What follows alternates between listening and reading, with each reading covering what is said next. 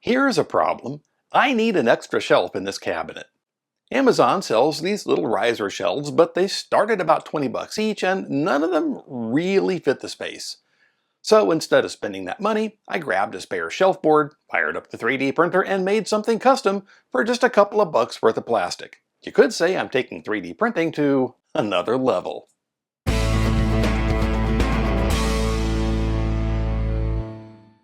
This video is sponsored by PCBWay.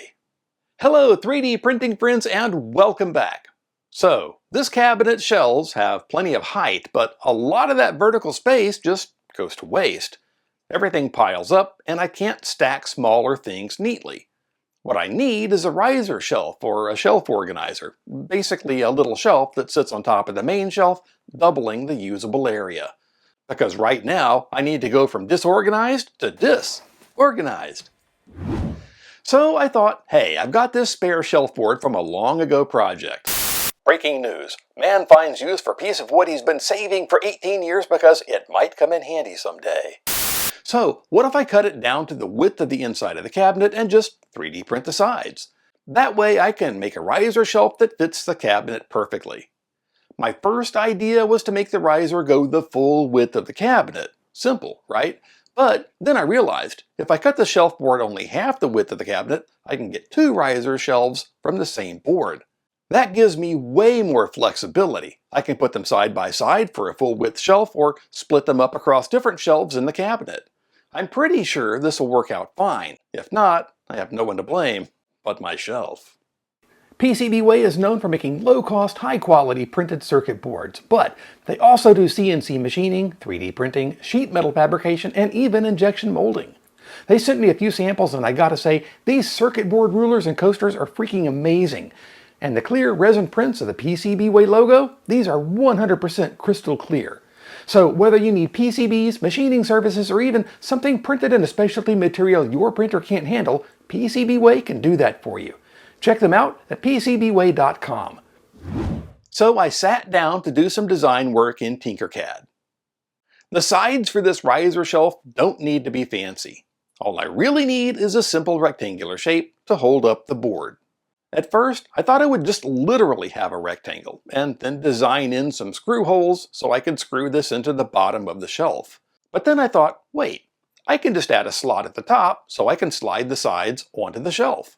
And then even if I did opt for a single piece full width shelf, I could slide a side down to the middle to keep it from sagging. So I measured the depth and thickness of the shelf board and I added a slot just a little larger so it slides in easily. I wanted it to be tall enough so that I could put two boxes of filament underneath it stacked sideways. So I made the side tall enough to give me the clearance I want underneath, which turns out to be about 150 millimeters. I could have made a solid side piece, but I decided to keep the design minimal so it prints faster and uses less plastic. And the beauty of 3D printing, of course, is that I can fine-tune the design for my exact situation. It's about as basic as it could possibly be, just a slot for the shelf and an open rectangle for legs. Having the legs connected at the bottom as well as at the top helps to keep it strong so I don't have to worry about a leg snapping off. With the design looking fine, it's off to the printer. The overall width of this model at 252 millimeters is approaching the maximum for the Bambu Lab X1 and A1 series printers, which top out at 255 millimeters on the X and Y axes. When I sliced the sides, I kept them oriented so they're flat on the build plate. That way, the layer lines run vertically on the model, which makes the parts much stronger. If I stood them up and printed them, the shelf could split them along the layer lines in the slot, kind of like splitting wood along the grain. Plus, then I'd need a lot of supports. Printing them flat gives them strength in the right direction, and that's what keeps the shelf sides solid. To save time, I printed brackets on both a Bambu Lab A1 and X1 carbon, and neither one gave me any trouble, with the parts sticking to the bed, even all the way out to the edges. Each bracket took a little over 2 hours to print and used about 82 grams of filament. I needed 4 brackets total for 2 riser shelves, so that's about 328 grams altogether. Now, you can get a 1 kilogram spool of basic white PLA for around 12 bucks. Do the math, and that works out to less than $1 per bracket. So the entire set cost me under $4 in filament. Compare that to these shelves starting at around $20 and I'd say this project definitely stacks up in my favor. Once the prints were done, I cut the shelf board to size.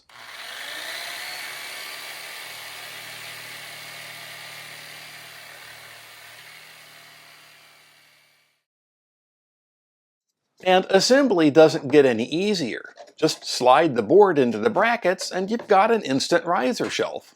No screws, no glue, and no complicated joinery. I can go from disassembled to disassembled in seconds. And if I ever want to change things up, I can just pull it apart. Now, here's the fun part. One riser shelf doubles the usable vertical space right away. Two side by side, and suddenly I've got a whole second level running across the cabinet. Or I can split them up, each on its own shelf, so I have room for taller items on the same shelf as shorter items. It just depends on what I need at the moment. And because they're custom sized, they fit the cabinet exactly. No wasted space, no weird gaps. It's a storage solution that really measures up. So instead of spending $20 on a single riser shelf that likely wouldn't even fit right, I spent under $4 in filament and made 2 risers that are perfect for my space.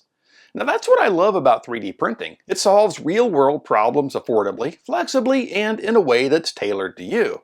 And you know, after I cut that long shelf board into 2, exactly half of the cabinet wide boards, I noticed the last piece is just a fraction of an inch short of being half width. So if I wanted, I could print a third set of the side brackets and then I'd have 3 of them. If you've got a 3D printer and a little imagination, you can make everyday life just a little more organized. So that's an idea you can put on a shelf and save for later. Thanks to PCBWay for sponsoring this video. Thank you for watching, and big thanks to everyone who supports the channel, whether with channel memberships or by using the links in the description. If you liked this episode, give it a thumbs up and maybe subscribe so you don't miss new ones.